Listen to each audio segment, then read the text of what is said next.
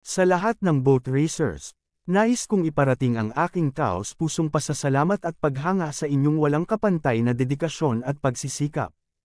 Ang pagiging boat racer ay hindi lamang isang sport, kundi isang pagsasanay ng tibay ng loob, lakas, at determinasyon.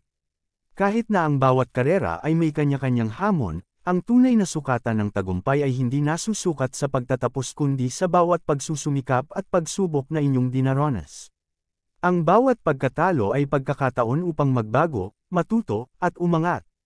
Ang bawat tagumpay ay bunga ng inyong walang pagod na pagsasanay at pagtitiyaga.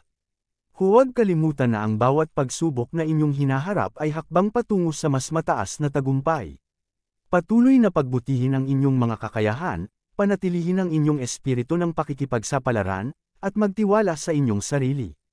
Ang tunay na tagumpay ay hindi lamang nasa pag-abot sa linya ng pagtatapos, kundi sa pagtagumpayan ng bawat balakid at pagkakamit ng inyong mga layunin. Ako ay lubos na nagmamalaki sa inyo at palaging nasa inyong panig. Sa bawat agos ng tubig na inyong tinatahak, naway patuloy kayong maging inspirasyon sa iba at sa inyong sarili. Maraming salamat at mabuhay kayo sa lahat ng inyong pagsisikap. Lubos na sumusuporta, J. Castle TV.